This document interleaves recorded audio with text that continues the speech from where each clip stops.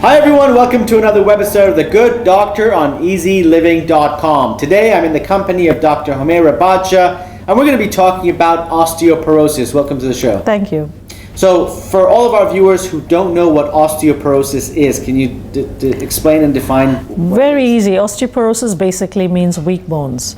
And these weak bones have a higher chance of fracturing or breaking, even with mild degrees of trauma. So you really need to take care of your bones at an early age to prevent fractures and other complications. Now when you're young, you don't think that anything bad can happen Exactly. to you. And predominantly, we miss all the cues in our body, in our health. What are some of the cues for osteoporosis? Well, none of the cues would really develop at a young age, but we really build our peak bone density and peak bone mass when we're young adults, between the ages from the childhood right up to age 35. That's what's considered a young adult. And from 35 onwards, it's downhill as far as our bones are concerned. And for women, especially after menopause, their bones just get weaker and weaker, and nobody realizes this till they're about 55, 60, and they just slip on the floor, they stretch their wrist out, the wrist breaks, or they start progressively fracturing the bones in their vertebra, and then they have, that hunchback deformity, and they start losing height and become shorter and shorter.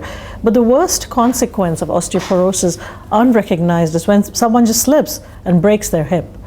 Breaking a hip can be really disastrous, because once you break your hip, you get into a bed, you become bedbound, you can die fast. 20% of hip fractures result in death within the first year. So osteoporosis is not a disease to take lightly. When you say that from 35 it's downhill for the bones, are there any signs that we can feel or changes that happen in the body? No, that we can say, you know what, this could be osteoporosis related, let me go get it checked out. No, there's no signs usually, unless you're older and you start having a hunchback, losing height, or you just fell and you fractured your bone with an injury which should not normally have fractured someone else, your friend.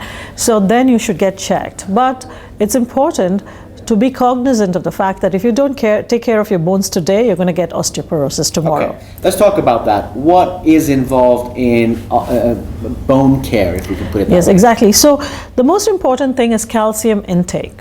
If children are not drinking milk, if they're not consuming calcium-rich foods, and young adults are not drinking milk, women who are pregnant and breastfeeding and not consuming calcium, which a lot of people aren't these days, then you're going to get osteoporosis. So that's the first step, is getting enough calcium in. The second step is getting enough exercise in. So if you're not doing both of these things, you're going to end up with weak bones. Okay. What about people who are lactose intolerant? Right. So that's a big group of people now, growing group of people who are lactose intolerant, or who think they're lactose intolerant, or for various reasons do not want to consume dairy or cow's milk products because of allergies. There's a whole group of thinking or way of thinking that says that milk is bad for you.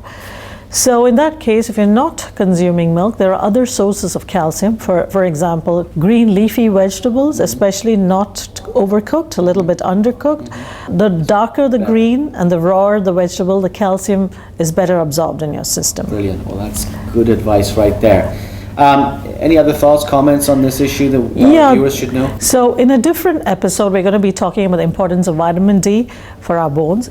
And without vitamin D, you cannot really absorb the calcium you consume from your gut. However, I wanted to mention that women after a certain age and men after a certain age must get a test called a bone density test. It's a specific test. It's an X-ray. It's simple to get, and it's a bone density test. So usually women after menopause, men when they're approaching 70, because men get osteoporosis a bit later, should have this test done. Brilliant.